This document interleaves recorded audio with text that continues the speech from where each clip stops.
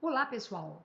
Aula 3, Literatura, professora Gina Maciel, sejam bem-vindos.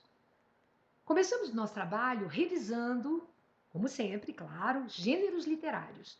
Nós sabemos que o gênero lírico é aquele que nós temos o mais lindo, o mais gracioso, o gênero da poesia. Gênero lírico, aquele que veio da lira. As pessoas cantavam, tocavam usando lira. Toda a poesia, todo poema da época era cantado. Então, o gênero lírico é o gênero que trabalha a subjetividade, trabalha a linguagem, né, transformada, modificada, revestida de afetividade ou revestida de qualquer sentimentalismo. O texto lírico trabalha a poesia e é trabalhado em verso.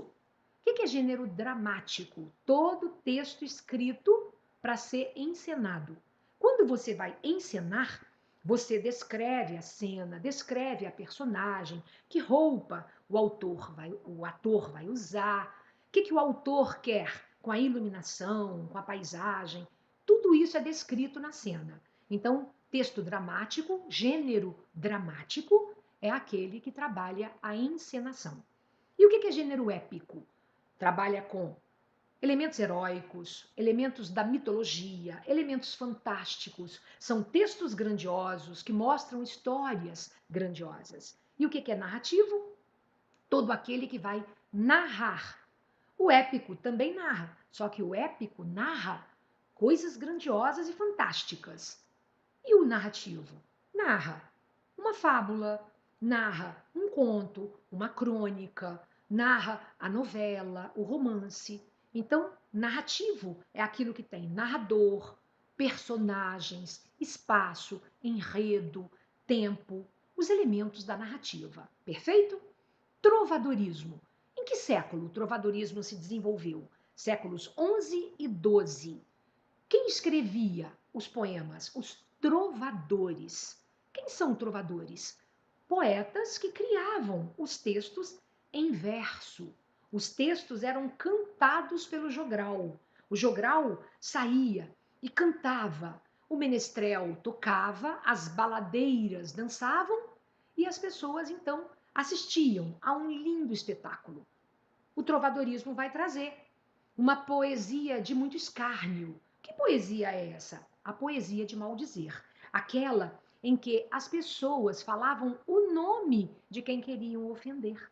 As pessoas escreviam os poemas, contavam coisas e punham lá o nome.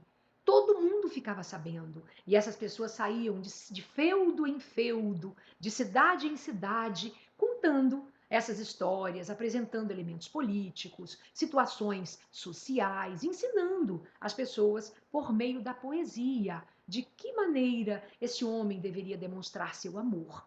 A cantiga de amigo, nós temos uma mulher falando as flores, falando as aves, a mãe, as amigas, sua história de amor. Mas naquele tempo, mulher não podia se expressar dessa forma. Então, o que acontecia? O jogral se vestia de mulher e aparecia para cantar as tristezas e a paixão que essa mulher sentia. E o que é a cantiga de amigo? Quem é o amigo? Amigo, na verdade, é o noivo dela ou o marido que foi para a guerra e não voltou. Então o jogral fingia ser mulher, todo vestido de mulher, maquiado como mulher, de batom, de peruca, para poder representar. Cantiga de amor. Quem é que faz? Quem é que representa? É um homem mesmo, o jogral vestido de homem. E ele se vestia para fazer a apresentação, para cantar esses versos. Quem era o objeto do amor? A mulher. Mas que mulher? Uma mulher nobre, de uma outra classe social. E ele, um homem mais humilde, de uma classe social mais inferior. O que acontecia nessa situação aí, nessa cantiga? Esse jogral, ele cantava seu amor, sua tristeza, sua paixão, porque era um relacionamento inalcançável. Ele nunca poderia conquistar aquela mulher de uma outra situação social. Ela era de um outro nível. Ela era da nobreza. E a cantiga de escárnio, como é que ela era? Só ria das pessoas, escarnecia dela, brincava, fazia gozações, né, de maneira bem escrachada, só que não falava o nome. E a cantiga de maldizer fazia tudo isso e ainda falava o nome. Ok? Lembrou-se aí? Beleza? Muito bem. Vamos agora para a nossa aula de hoje. Começamos falando acerca do classicismo. Estamos na aula número 3 e vamos falar do classicismo. Note que linda imagem que você vê. É a criação de Adão. Ela foi feita por Michelangelo na Capela Sistina. Essa capela tem no centro dela, no alto dela, um conjunto de pinturas de vários grandes pintores. Nós temos Rafael, nós temos o Donatelli, nós temos Botticelli e o Michelangelo, que foi assim o autor de muitas pinturas renomadas e grandiosas. Esta é a pintura principal do centro do alto da capela. Nela, Deus está dando a Adão a vida, o conhecimento, a sabedoria, o sopro de vida por meio do toque do dedo. Então você vê ali que a imagem é muito expressiva e muito representativa. Todo mundo que vê reconhece como obra do Michelangelo. Assim como também reconhecemos obras maravilhosas de outros grandes artistas desse mesmo período. O artista Michelangelo, ele viveu no período, nesse mesmo período, no século XVI, século XV, quando tudo começou. Como você sabe, o período da Idade Média, ele foi do século V ao século XV. No século, então, XV, no final dele, as coisas começaram a mudar. O aparecimento do classicismo ocorreu na Itália, e isso ocorreu no século XVI, quando ficou bem forte. O classicismo é uma manifestação artística que vai ocorrer sobretudo na arte, sobretudo na pintura, mas todas as artes vão expressar classicismo. Que outro nome o classicismo recebe? Renascimento. Qual a principal função desse artista do período? A principal função dele é trazer a cultura greco-romana de volta. E aí eu pergunto para você: toda a Idade Média não foi um período em que Deus era o centro de toda a adoração? O período é teocêntrico. Teocêntrico significa Deus no centro da adoração. E agora, como vai ser? Vai ser antropocêntrico, o homem no centro da adoração. O homem vai amar a si mesmo, reconhecer a si mesmo, valorizar a ciência, o conhecimento. Então, a importância estará no papel do homem, que será feito na tela, na arte, no desenho, em mimese. O que significa isso? A arte é feita imitando a natureza fielmente. Se é para pintar o homem com os músculos, com o abdômen, com pernas, com órgãos, com o rosto, tudo perfeito. Se for na escultura, se for em qualquer arte, expressão artística, deveria haver mimese. E tudo retomando a mitologia grego-romana. Dá uma olhada agora no quadro que apareceu para você. Que quadro é esse? Esse quadro mostra para gente o nome Homem Vitruviano. Quem fez essa obra? Quem fez foi Leonardo da Vinci. Homem Vitruviano foi feito no ano de 1590. Quem havia feito isso antes dele? Marco Vitrúvio, um grego que fez o homem de medidas perfeitas. O que o homem vitruviano mostra para a gente? Ele nos mostra um ideal clássico de beleza. Note as proporções que Leonardo da Vinci buscava demonstrar. Ele mostra proporções perfeitas, ele mostra formas harmônicas e em equilíbrio. Então, ele está nos mostrando, por meio desse desenho, o homem no centro do círculo em medidas perfeitas, medidas mesmo, medidas de braço, medidas de perna, medidas de tronco. Então, ele foi chamado de símbolo do antropocentrismo. Quando Marco Vitrúvio fez o homem, ele fez o desenho, esse arquiteto fez buscando valorizar as medidas perfeitas. Quando Leonardo refez o trabalho, refez o desenho e deu ao desenho o nome Homem Vitruviano, ele criou aí o adjetivo com o nome do Marco Vitrúvio, com a proposta de homenageá-lo. Ao retomar os estudos do Marco, o Leonardo traz à tona, em voga, a perfeição, a forma literal, a medida, tronco, braço, pernas, homenageando o homem dentro de um ideal clássico de beleza, o homem dentro de uma forma em equilíbrio. Perfeito? Quais características nós temos nesse período? A primeira característica é subjetividade contida. Então, tudo que você viu antes, que era a demonstração afetiva, exorbitante, com muita confissão, com muito amor e principalmente demonstração afetiva, agora vai ter que ser contido. Por quê? Porque o que importa agora não é o sentimento. O que importa agora é a obra. O autor tem que mostrar a criação. Tudo tem que ter equilíbrio, não pode pender ao exagero. Então, tudo tem que ser proporcional. Se é para pintar a pessoa, tem que pintar com feições, né? Proporcionais, tranquilas, em equilíbrio. O que é mimese? Mimese é representação harmônica ou o reflexo da natureza. Se eu vou pintar o homem, então tem que ser um homem bem elegante, bem bonito, né? A mostra natural e como ele de verdade é. Se é para valorizar, valoriza a vida, valoriza o dia, valoriza e viva. Por quê? Porque a vida não é eterna. Então aproveite. Que período, que palavra, que característica abarca isso? É o carpe diem.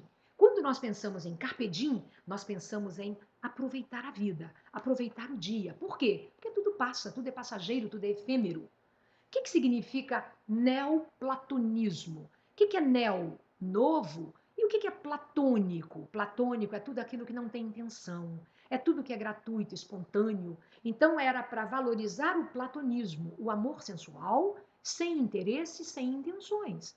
E o que é esse neoplatonismo? É a retomada desses sentimentos dentro de um contexto também de mesmo valor, sem interesse e com muita naturalidade.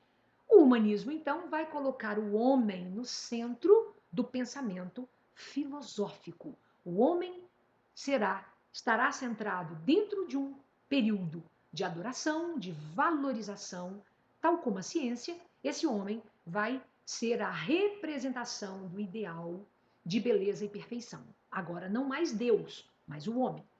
Então, esse ideal de beleza vai ser a partir do equilíbrio das formas. Como que o artista vai produzir o texto? O texto vai ser chamado de clássico. Por que clássico? Porque ele vai apresentar um perfeito rigor formal. Os gêneros. Nesse período você verá a classificação, a caracterização dos gêneros de maneira mais objetiva. Então, o gênero lírico, gênero épico, dramático, narrativo, eles serão melhor caracterizados.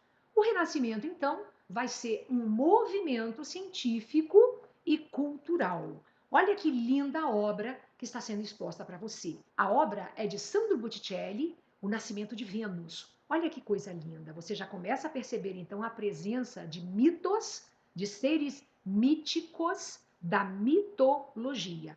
O que significa isso? Significa que o artista vai buscar pintar de modo perfeito a imagem. Olha que lindo o trabalho do Leonardo da Vinci. Leonardo pintou Mona Lisa. Você sabia que Mona Lisa é uma obra que tem duas versões? Todas duas foram feitas pelo Leonardo. Olha que lindas. A mais nova, a mais clara, está lá em Madrid, no museu na Espanha, assinada pelo Leonardo. E a outra está no Museu do Louvre, na França, mais velha. Então, como é que é isso? Duas Mona Lisas? A mesma mulher? Uma nova e uma velha? Como é que foi isso? Isso aí é um mistério, não é mesmo? Leonardo, então, fez as duas, assinou as duas. Ou será que outra pessoa fez e Leonardo assinou? O que você acha? Mistério, né? Que bacana! Olha como a imagem foi colocada e que mistério há nesse trabalho, nessa tela. A tela do Leonardo feita em 1503. Olha os desenhos Que lindos os desenhos, que perfeitos, mostrando um crânio partido. E olha a estátua de Davi, a obra feita pelo Michelangelo no mármore de Carrara. Olha que coisa linda, que trabalho perfeito, que homenagem ao equilíbrio e às formas do homem. Está percebendo? Então, o período renascentista valorizará o homem, toda a sua beleza, as formas. Olha que bacana, a igreja trouxe, olha lá. Ali nós temos a catedral mais famosa do Vaticano, nós temos ali a obra linda feita, a Basílica de São Pedro. Ela apresenta a estrutura e arquitetura gótica, lindíssima, muito em voga naquela época. A construção dessa basílica começou no ano de 1506. Observa, propriamente o século XVI. Antropocentrismo. O que significa isso? O homem no centro da adoração. Tema: mitologia greco-romana. E aí eu pergunto para você, se o homem vai trazer de volta a mitologia greco-romana, significa que ele vai trazer de volta o paganismo. E toda a Idade Média trabalhava sobre Deus, trabalhando a religiosidade. Só que a igreja estava passando pelo período da reforma. Se nós estávamos vivendo um período de reforma protestante, nós estávamos passando por esse período, a história passava por esse período, significava que as mudanças também ocorreriam nesse sentido. Se o período era de reforma, a arte também foi reformada. Então, os artistas trouxeram de volta o paganismo. Observe, as palavras são muito próximas. Ouça, mítico e místico. Qual a diferença de uma para outra? Místico é a Idade Média, tudo que está envolvido no universo de Deus. E o que é mítico? É o que está no universo do mito, é o que está dentro do contexto da mitologia, ou seja, é pagão e é profano. Então, o que não for sagrado é profano. O que não for sagrado, místico, será paganismo, será pagão. Então você está vendo aí que a aceitação dessas obras não será fácil. E todas desnudas, a maior parte delas nuas. Por que nuas? Ao seu estado natural, valorizando seu estado natural. Então você vai perceber que, ainda que os poemas sejam livres e falem de amor e valorizem o amor, a vida, o viver, os poemas precisarão apresentar racionalismo. O que significa isso? Os versos apresentarão 10 sílabas. O que significa isso? A medida do verso terá que apresentar 10 sílabas. Vamos chamá-los então de decassílabos. Quem vai ser o maior nesse campo? Camões, ele, o nosso poeta português, no século XVI, vai ser o maior produtor de poemas decassílabos. Camões, aquele que fez os Lusíadas, contando a história de Vasco da Gama, buscando o caminho para as Índias, com todas aquelas figuras mitológicas, porque foi ele também, no mesmo período, que valorizou o Renascimento. Amor é fogo que arde sem se ver, é ferida que dói e não se sente, é um contentamento descontente, é dor que desatina sem doer. Vamos contar o primeiro verso? Como é que eu conto um verso? Eu vou contar separando as sílabas, quase igual à separação em português. Se for a última palavra oxítona, eu conto até o final. E se for monossílaba, mono, uma sílaba, eu conto também. Então, o primeiro verso, a última palavra é mono. Observe. Amor é fogo. Quiar. Por que eu juntei esses dois? Porque são duas fortes. Quiar. Duas vogais. Quando termina com vogal, começa com vogal, se forem fortes, eu junto. Se forem fracas, eu junto. Mas e se for uma forte e uma fraca? Não pode juntar. Então, vamos repetir? Amor é fogo que arde sem se ver. Ó, 10 sílabas. Vou pegar agora o último verso dessa estrofe. A palavra é doer. A palavra é oxítona. Se for oxítona, eu conto tudo. Então vamos contar? É dor que desatina sem doer. 10 sílabas. Percebeu? Agora vamos contar o segundo verso? O segundo verso termina com a palavra sente. Que palavra é essa? Paroxítona. Se a palavra é paroxítona, como que eu faço? Eu conto até a forte. Então vamos contar? É ferida que dói e não se sem. Notou? 10 sílabas. Vou contar agora o terceiro verso para terminar. É um contentamento. Descontém. Tenho que parar na forte. Percebeu então como é que conta? Camões vai nos contar a história de uma pessoa que ama, do jeito que ele vai contar ali no soneto, é um soneto, você já aprendeu sobre isso, 2 quadras, 2 tercetos, 2 quadras, 2 tercetos, um soneto. Camões não só escreve, não só fala do amor, não só fala do afeto, do que ele quer falar, mas Camões usa o verso decassílabo, ou seja, Camões vai valorizar a racionalidade, ou seja, vai se opor ao sentimentalismo e buscar palavras que caracterizem os versos em 10 sílabas. Em seguida, você tem uma questão Enem, que trabalhou o soneto de Camões. Olha que belíssimo soneto. Você vai ler esse soneto e você vai perceber que ele está falando de Leda, uma personalidade mitológica. Ela é serena, ela é deleitosa. Tá percebendo? Ele vai chamando, usando adjetivos e vai dizendo que representa em terra um paraíso. Ela era linda.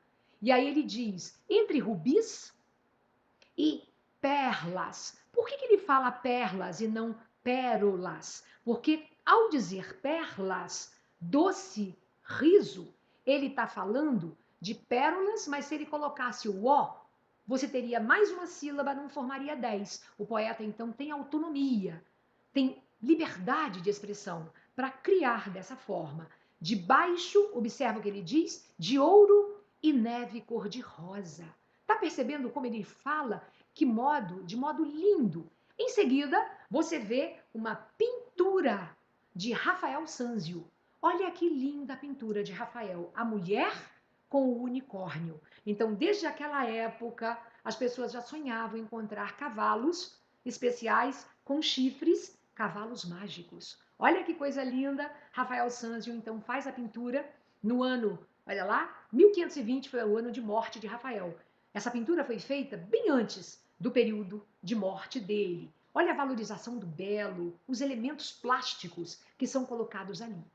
Agora, o Enem faz a você coloca o seguinte comando. A pintura e o poema, embora sendo produtos de duas linguagens diferentes, participam do mesmo contexto social. Claro, o poema é o gênero lírico e a pintura é a arte plástica. Então, os dois são parte do mesmo período? São, só que são expressões diferentes. E aí, então, o Enem faz a seguinte pergunta a você. Participaram do mesmo contexto social e cultural de produção. E aí, observa as últimas palavras. Pelo fato de ambos.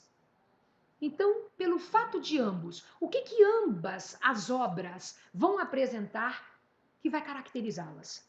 Note, a letra A ele diz que elas apresentam um retrato realista. Eu te pergunto, unicórnio existe? Então, se o unicórnio não existe, o retrato não é realista. A letra A você elimina. Valorizam o excesso de enfeites. Nesse período não há excesso de enfeites. Nesse período não há excesso de expressões. Tudo é formal e em equilíbrio. Corta a letra B. Letra C. Apresenta um retrato ideal da mulher marcado pela sobriedade e pelo equilíbrio. Aí está a nossa resposta. Por que a nossa resposta está aí? Porque o período renascentista é marcado pelo equilíbrio, é marcado por uma imagem ideal, evidenciada por uma postura, por uma expressão respeitosa, doce, calma, tudo tranquilo, sem pender ao exagero. Agora, vamos tratar quinhentismo. O que foi o quinhentismo? A chegada de Cabral ao Brasil. O ano era 1500. Note que nós estamos dentro do período ainda na Europa renascentista. O período era século XVI. Então nós temos ano de 1501, século XVI. Cabral chegou aqui no ano de 1500, século XV. Entretanto, ao chegar, ao encontrar o indígena, ao apreciar a terra brasileira, Cabral vai perceber a riqueza do nosso povo, a riqueza da nossa terra, e vai trazer na frota um escrivão chamado Pero Vaz de Caminha. No momento em que ele avista aquilo tudo e que ele começa a escrever a carta no dia 1º de maio, ele vai escrever a carta e Gaspar Lemos vai levar essa carta para o rei, contando acerca do Brasil. Olha como a pintura foi feita, analisa a pintura, que linda. A pintura mostra a chegada das naus, 3 naus que chegaram, Santa Maria, Pinta e Nina. E os portugueses, cabeludos, sujos, com aquelas vestes, há meses no mar. Os homens então chegam, olha os índios curiosos, à beira das águas, à beira da praia, olhando curiosamente tudo aquilo que estava ocorrendo, quem era aquele povo que chegava. Então, eles, ao chegarem, ficam espantados e escandalizados com tudo que vem, porque os índios estão despidos, os índios não têm cabelo, os índios tiram, arrancam os próprios cabelos para ficarem bonitos, e eles usam armas diferentes. Os índios usam enfeites nas narinas, nas orelhas. E esses índios, que eram tupinambás, índios que naquele período, morubixabas, eram indígenas que viviam em nossas terras e eram chamados de aborígenes. Quando então os portugueses chegaram e se encantaram com tudo aquilo, eles tiveram um profissional no grupo para registrar tudo aquilo que viram. Então coube a Pero Vaz de Caminha fazer o registro dessas informações. Na verdade, então, ele escreveu uma carta. Ele não produziu poema, ele não produziu, observe, nenhum tipo de produção de poesia, ou de romance, ou de crônica. Não. Ele produziu uma carta para informar ao rei, numa linguagem simples, descritiva, apresentando a terra brasileira e toda a sua beleza. Chega a compará-la ao Éden. Compara a terra brasileira e chama essa terra de idílica, ou seja, uma terra de perfeição. Quando, observe a carta, essa carta é levada ao rei Dom Manuel, ele vai guardar isso muito sigilosamente. Por quê? Porque era uma descoberta de Portugal. E essa terra agora vai pertencer a Portugal. Uma terra rica em pau-brasil, uma terra rica em fauna, em flora. Cada um desses escritores que vieram ao nosso país, eles vão trazer e vão buscar descrever a nossa terra. Por isso nós vamos chamar esse período de literatura de informação ou quinhentismo. O período que será de cultura europeia, porque esses homens são homens europeus e eles vão escrever sob suas visões, sob sua subjetividade, ou seja, o Caminha vai escrever aquilo que está vendo, a maneira como está vendo, o que está, se está gostando ou não. Perfeito? Logo mais, um pouco mais, aparecerão os jesuítas. E quem são esses homens? O mais importante deles, para nós, sobretudo, é o nosso querido José de Anchieta. Quem foi esse homem? Ele nasceu lá nas Ilhas Canárias, em Tenerife, e vai aparecer aqui no Espírito Santo para ficar conosco. Olha o que ele vai, olha o rostinho dele, que bacana. O que ele vai construir? Tá vendo ali, que lindo? O palácio. Olha lá o palácio onde fica o governador, no centro de Vitória. Era uma escola no passado e ele era o diretor dessa escola, o nosso José de Anchieta. Dentro desse palácio, olha que beleza o palácio, muitas reformas, que lugar lindo.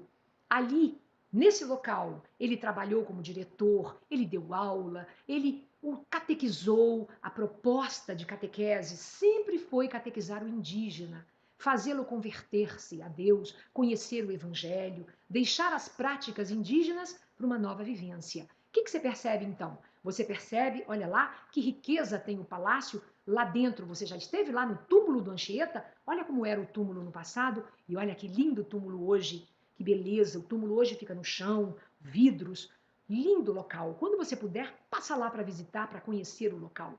Qual é a proposta desse homem? A proposta dele era trazer o conhecimento de Deus ao homem indígena, convertê-lo. Então, todo jesuíta vai ter essa proposta. E este jesuíta em particular, o José de Anchieta, vai viver aqui conosco e vai morrer na cidade de Anchieta, que era antigo patrimônio de Heritibá, onde ele estava. E hoje o corpo dele está no Palácio Anchieta, onde fica o governador.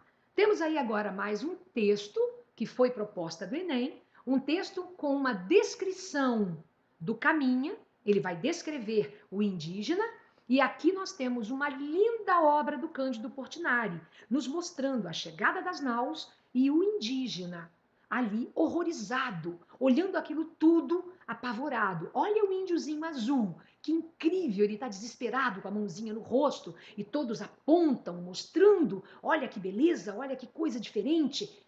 Os nossos portugueses chegavam ao Brasil para aqui colocarem bandeiras e tomarem essa terra como patrimônio, né, como colônia portuguesa.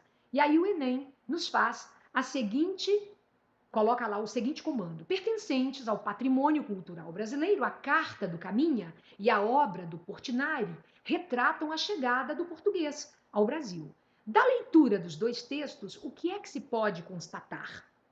Ao ler perfeitamente, você vai perceber que a carta é um testemunho histórico político que mostra, sob o olhar do Caminha, que era o colonizador, a terra, as pessoas, e a pintura vai destacar em primeiro plano a inquietação desses nativos, ou seja, o quanto eles ficaram nervosos e apavorados com o que viam.